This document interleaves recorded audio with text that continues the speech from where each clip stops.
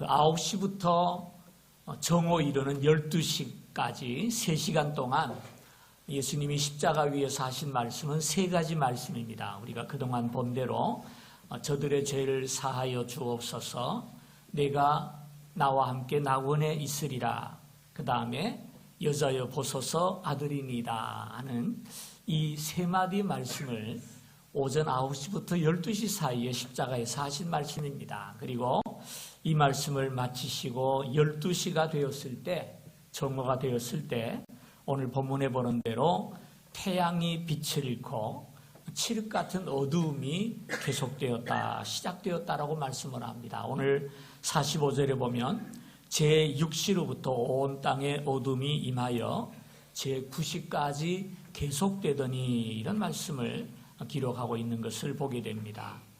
3시까지 그 어둠이 계속 이어져 가고, 그 어둠 속에서 예수님은 엘리 엘리 라마 사박다니 하고 하나님 앞에 기도하는 것입니다.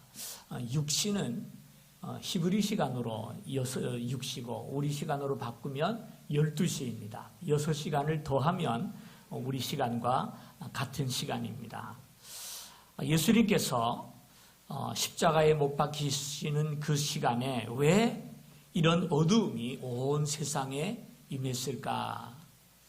우리가 말씀을 읽으면서 묵상할 만한 내용이라고 생각이 돼요. 왜 하나님은 세상을 캄캄하게 만드셨을까? 그 밝던 태양이 빛을 잃어버리고, 여러분 그 성지를 가보면 알겠습니다만은요, 1년 중에 비 오는 날이 그렇게 많지를 않습니다. 그리고 거의 대부분의 날이 해가 쨍쨍 비치고 구름 한 점 없이 정말 얼마나 그 해가 뜨거운지를 몰라요. 근데 그 태양이 빛을 잃어버리고 온 땅에 어두움이 임했다는 것은 이건 놀라운 사건이거든요.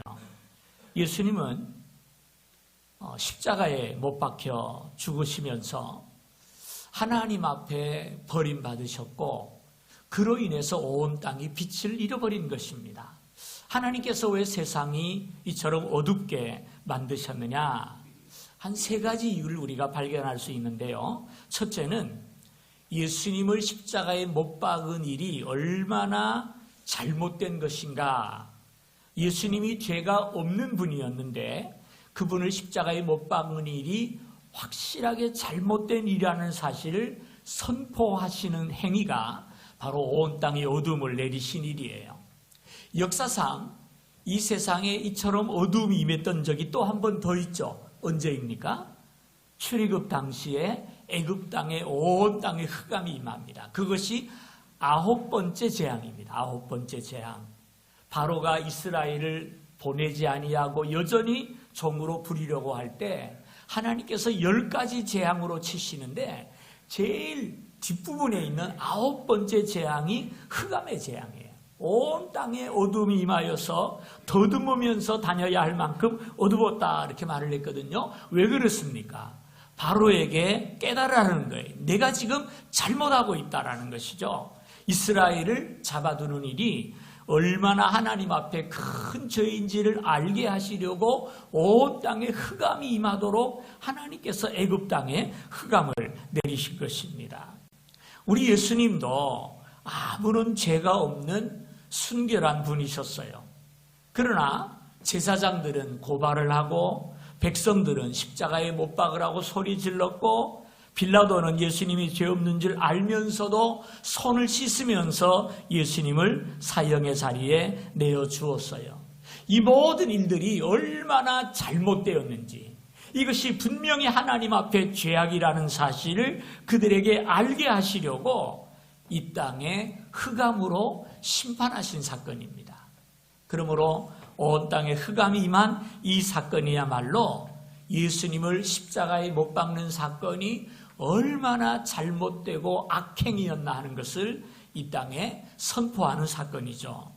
두 번째로 왜 하나님께서 이 어둠을 세상에 내리셨느냐? 그것은 우리 인간의 죄가 얼마나 심각한 것인지를 보여주는 것이 흑암의 사건입니다. 여러분은 인생의 비극이 뭔지 아십니까? 죄 가운데 태어나서 죄와 함께 먹고 마시다가 죄와 더불어 심판받을 죄인인데도 불구하고 자기가 죄인인 줄을 모른다는 게 비극 아니겠습니까?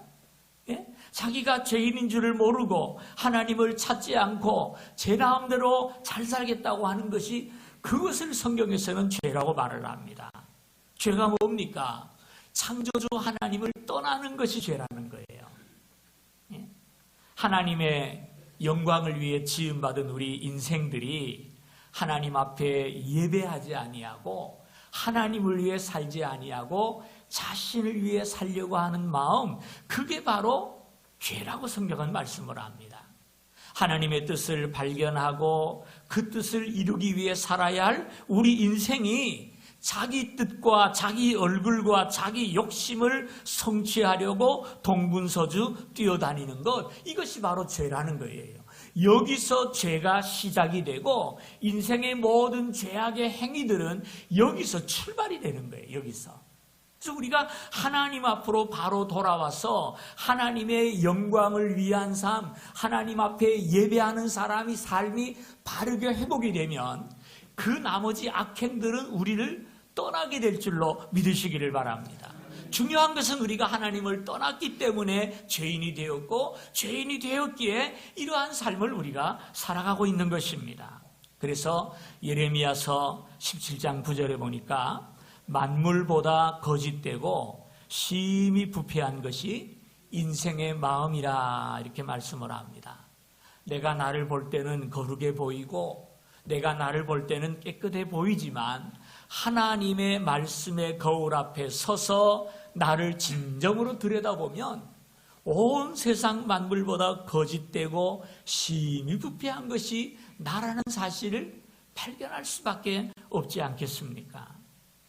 여러분 생각해 보세요. 우리의 가정이나 교회나 나라나 왜 이렇게 서로 반목하고 불행하고 불화하면서 다투며 살아가고 있을까요? 그 중심에 뭐가 있기 때문입니까? 죄가 있기 때문이에요. 어떤 죄입니까? 자기 중심적이고 내가 무언가를, 모든 것을 지배하고 내가 이끌어가고 내가 주도권을 잡으려고 하는 이 자기 중심적인 태도 때문에 가정에 분란이 나고 교회가 다투고 나라가 엉망이 되는 것, 여러분 지금 우리가 보고 있지 않습니까? 예수님이 왜 십자가를 지셨어요? 제사장과 바리새인들이 시기 때문이라 그랬어요. 이제까지 자기들이 온 나라의 주도권을 잡고 이끌어갔는데 백성들의 마음이 점점 예수께로 넘어가는 것을 보게 될 때 자신이 중심이 되어야 하는데 그리스도가 중심이 되는 것을 보면서 예수를 십자가에 못 박아 죽였단 말이에요. 이것이 이 당시 일만 뿐이겠습니까? 오늘 우리는 이런 일을 하고 있지 않습니까? 이 세상의 빛을 잃어버린 것은 이런 악행이 얼마나 하나님 앞에 무서운 죄인지를 알게 하시기 위해서입니다. 하나님이 이런 경우를 우리들에게 많이 보여줘요. 구약의 사람이 죄를 지으면 어떻게 합니까? 성전에 올라가서 제물을 드려야 돼요. 양을 끌고 가서 제사장 앞으로 갑니다. 제사장 앞에서 양의 머리에 손을 얹고 자신의 죄를 다 고백을 합니다. 그래서 내 죄를 양에게 전가시키는 거예요. 그 다음 뭐 합니까? 양을 내가 죽이는 거예요. 예? 내 죄를 내가 잡는 거예요. 그 양을 죽여서 피를 받아 쏟고 그 양을 제물로 드려서 용서받게 하셨어요. 왜 그러셨습니까? 죽어야 할 것이 양이 아니라 나로구나.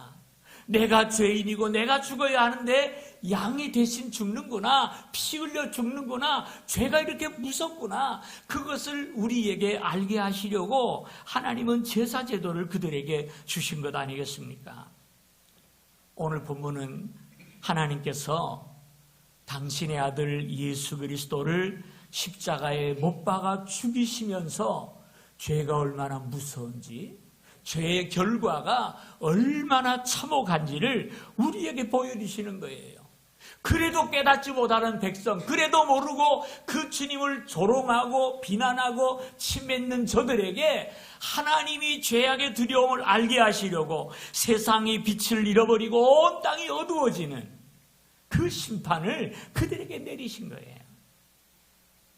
우리는 이 흑암의 사건을 바라보면서 우리의 죄가 얼마나 심각한지를 깨달아야 합니다. 주님을 십자가에 못 박은 그들이 그때까지는 예수님을 조롱하고 침을 뱉고 욕을 했겠지만 아마 그 흑암 앞에서 다 고개를 숙였을 거예요. 아마 어쩌면 한두 사람씩 십자가를 떠나서 자기 집으로 돌아갔을지도 모르겠습니다. 죄가 얼마나 두려운지를 하나님께서 알게 하신 거예요. 마지막 세 번째, 왜 하나님이 세상을 이렇게 흑암 속으로 몰아 넣으셨느냐? 그것은 하나님의 완전하신 심판이 집행되었음을 우리에게 알리는 것입니다. 예수님은 태초부터 하나님과 함께 계셨어요. 목수의 아들로서 사실 때에도 하나님은 동행해 주셨고 이 땅에 사역하시는 동안에도 단 한 번도 하나님이 예수님을 떠난 적이 없어요. 어떻게 그걸 합니까? 요한복음 8장 29절에 보니까요. 나를 보내신 이가 나와 함께 하시도다. 내가 항상 그가 기뻐하는 일을 행함으로 그가 나를 혼자 두지 아니하셨느니라 그랬잖아요. 주님의 그 모든 이적과 말씀 혼자 하신 것이 아니라 성부 하나님이 함께 하셨다라고 말씀을 합니다. 아니, 그 이전부터 예수님은 성삼위 하나님으로서 하나님의 본체라고 빌립보에서 말씀하지 않습니까? 하나님과 성자 예수님은 뛰어놀 수 없는 하나라는 말이에요. 그런데 그 운명의 순간, 그 아들 예수 그리스도가 십자가에 죽어가는 그 순간 하나님께서 외면하셨어요. 고개를 돌려버리셨어요. 그래서 온 땅에 흑암이 임하게 된 것이고 태양의 빛을 잃어버린 것입니다. 왜? 온 인류의 죄를 짊어지고 심판받는 그 순간은 가장 가혹한 시간이에요. 하나님도 아들 예수지만 인간의 모든 죄를 짊어지고 죄가 되었을 때 그 죄로부터 고개를 돌려버리시고 주님을 버리신 거예요. 하나님의 심판 가운데 가장 무서운 심판이 뭔지 아십니까? 하나님이 떠나는 겁니다. 창세기 6장 3절에 보니까요. 하나님께서 이런 말씀을 하세요. 나의 신이 영원히 사람과 함께하지 아니하리라. 얼마나 무서운 심판인지 몰라요. 온 우주를 섭리하시고 이 땅을 붙들고 계시며 나를 사랑하시는 하나님이 우리를 버리고 떠나신다는 것, 얼마나 무서운 일이에요. 여러분, 천국이 천국인 이유는 하나님이 계시기 때문이고 지옥이 지옥인 이유는 하나님이 안 계시는 곳이기 때문에 지옥이에요. 지옥이 어떤 곳입니까? 그 어느 곳에도 하나님이 계시지 않는 곳이 지옥이에요. 하나님이 떠나면 내 마음 지옥이에요. 하나님이 함께하지 아니하면 우리 교회도 지옥이 될 수밖에 없는 것입니다. 죄가 그만큼 심판은 심각한 것이고 죄를 향한 하나님의 심판은 그만큼 두렵고 무서운 것입니다. 여러분 한번 생각해 보세요. 마지막 심판날 우리가 주님의 심판대 앞에 섰는데 하나님이 고개를 돌이켜버리세요. 다른 데를 보세요. 어떻게 했어요? 우리가 어떻게 해야 합니까? 그 시간에. 그것이 죄라고 하는 사실이에요. 그래서 예수님께서도 단말마적인 외침을 그 어둠 속에서 하나님을 향해 부르짖습니다. 엘리 엘리 라마 사박다니, 나의 하나님 어찌하여 나를 버리시나이까? 라고 하나님 앞에 기도하셨어요. 우리의 죄 대신에 우리가 버림받아야 하는데 주님이 버림을 받으셨어요. 우리 대신 버림받으신 그 주님께서 하나님을 향해 부르짖습니다. 엘리 엘리 라마 사박다니, 왜 나를 버리십니까? 그런데 하나님은 끝까지 외면하셨어요. 왜? 우리의 죄를 짊어지고 심판받는 것이 하나님의 뜻이요 주님께서 가셔야 할 길이었기 때문이라는 말입니다. 주님이 우리 대신에 버림받으셨기에 우리가 하나님 앞에 부르심을 받게 된 줄로 믿으시면 아멘 하십시다. 주님이 찔림을 받고 그가 채찍에 맞으셨기에 우리가 평화를 누리고 우리가 나음을 얻게 된 것 아니겠습니까? 이 사실을 우리가 깊이 알게 될 때 우리의 신앙의 진정한 출발을 이룰 수가 있어요. 이 사실의 의미를 바로 깨닫게 될 때 구원은 더 이상 우리에게 지식이 아니라 감사와 감격이 될 줄로 믿습니다. 오늘 주님의 십자가의 사건과 이 흑암의 일들을 바라보면서 우리의 죄악이 얼마나 무서운 것인지, 얼마나 심각한 것인지 나를 대신에 버림받으신 그 주님 앞에 감사하고, 주님 나를 위해 버림받으셨으니 내가 주님 앞에 서서 하나님을 위해 살겠습니다 고백할 수 있는 저와 여러분이 되었으면 좋겠습니다. 우리가 많이 부르는 찬송 가운데 305장 나 같은 죄인 살리신 하는 찬송이 있어요. 어메이징 그레이스라는 찬송인데요, 그 찬송을 지은 사람이 존 뉴턴이라는 사람이에요. 많이 들으셨습니다만은요, 이 만유인력을 발견한 과학자가 아니고 존 뉴턴이라고 하는 목사입니다. 이분은 원래 청년 시절에 매우 불량하고 방탕한 삶을 살았다고 합니다. 아무리 부모가 가르치고 타일러도 말을 듣지 않았어요. 그래서 뉴턴의 아버지가 마지막 수단으로 그 뉴턴을 붙잡아가지고 영국 해군에 집어넣어 버렸습니다. 입대를 시켰어요. 근데 해군에 들어가서 군인이 되었어도 뉴턴은 전혀 변하지를 않아요. 군대의 엄격한 규율과 규칙이 전혀 맞지를 않은 거예요. 그래서 늘 사고치고 문제를 일으키다가 결국은 탈영을 해버렸어요. 탈영을 해서 도망을 다니다 결국 헌병들에게 붙잡혀가지고 흠칫 얻어맞고 영창에 갇히기까지 합니다. 그래도 변하지 않으니까 화가 난 함장이, 해군의 그 함장이 뉴턴을 끌고 배에 태워가지고 가다가 이 노예선을 만나니까 노예로 팔아버렸어요. 예? 자기 병사를 노예로 요새 말로 하면 새우잡이 어선에 태워버렸다는 얘기예요. 예? 그러는 바람에 15개월 동안이나, 그 1년 반 동안이나 노예가 되어가지고 섬에 갇혀가지고 그냥 정말 열심히 쎄 빠지도록 일을 한 거죠. 그런 고통을 겪게 되었어요. 그런 고통을 겪다가 내가 이럴 수 없다 생각하고 그 섬에서 극적으로 탈출을 합니다. 탈출을 해서 헤엄쳐 다니다가 마침 영국의 무역선을 만나가지고 구조가 되어서 영국으로 돌아왔습니다. 자, 그만하면 정신을 차릴 만한데 이 친구 양반은 정신을 차린 것이 아니라 노예가 되었던 그 경험을 되살려가지고 새로운 사업을 시작했는데 그 사업이 뭐냐면은 노예 상인이 된 거예요. 노예 상인. 그래서 배를 타고 다니면서 아프리카 흑인들을 잡아다가 영국이나 이 미국에 팔아먹는 이런 일을 해서 많은 돈을 벌었다고 합니다. 그러던 어느 날 노예선을 타고 바다를 지나가다가 심한 폭풍을 만났어요. 배가 다 깨지고 다 죽게 될 때 결국 그 자리에서 그가 하나님 앞에 꼬꾸라졌습니다. 하나님, 나를 좀 살려주십시오. 누구나 하는 노래겠죠, 그죠? 나를 살려주시면 내가 새 사람이 되겠습니다라고 정말 눈물을 쏟아가면서 기도를 했대요. 정말 하나님께서 그를 살려주셨어요. 기도를 들으시고. 이때부터 이 존 뉴턴이 변하기를 시작합니다. 불량배고 말썽꾸러기고 인신매매의 주범이 예수를 믿게 될 때 변화를 받고 나중에는 목사가 되었어요.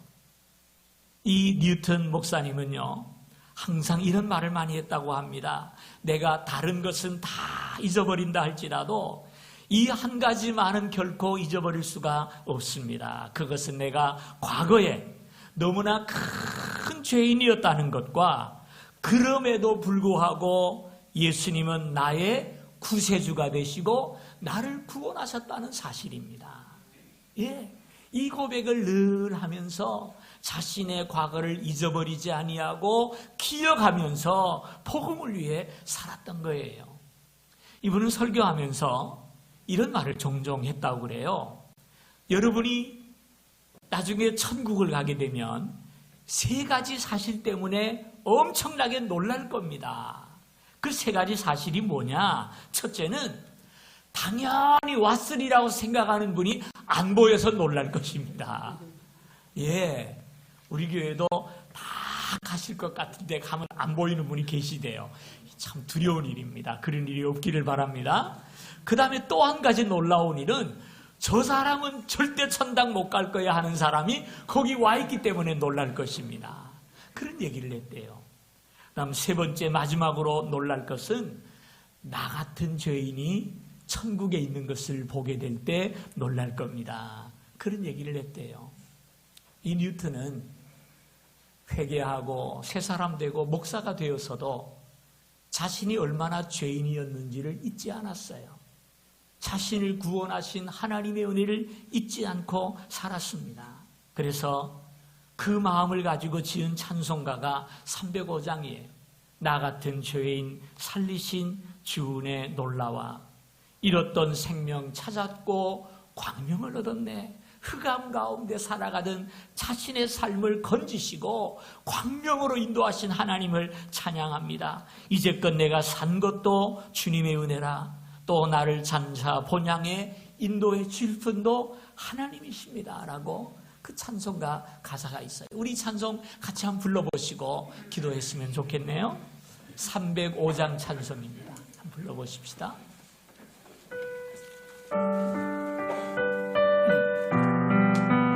가사 준비됐으면 띄우시고요.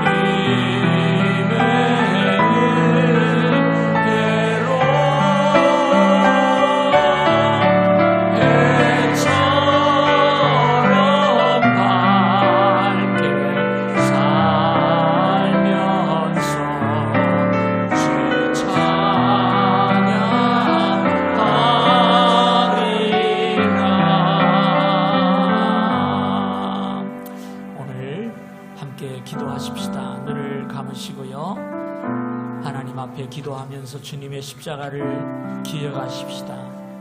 나를 대신해서 버림받으신 주님의 그 고난을 기억하십시다. 그리고 먼저 우리 주님 앞에 기도할 때 감사하시기를 바랍니다. 주님이 버림받으신 그 자리는 내가 버림받아야 할 자리인데 주님이 대신 버림받으심으로 내가 부르심을 입었으니 하나님 감사합니다. 감사의 기도를 드리시고요. 두 번째는 주님의 십자가가 내 머릿속의 지식이 아니라 내 가슴을 울리는 뜨거운 감격이 되게 하여 주옵소서. 주님의 사랑을 가슴 깊이 깨닫게 하여 주옵소서 기도하시고요. 마지막 세 번째는 주님 나를 살리셨으니 주님 뜻대로 살기를 원합니다.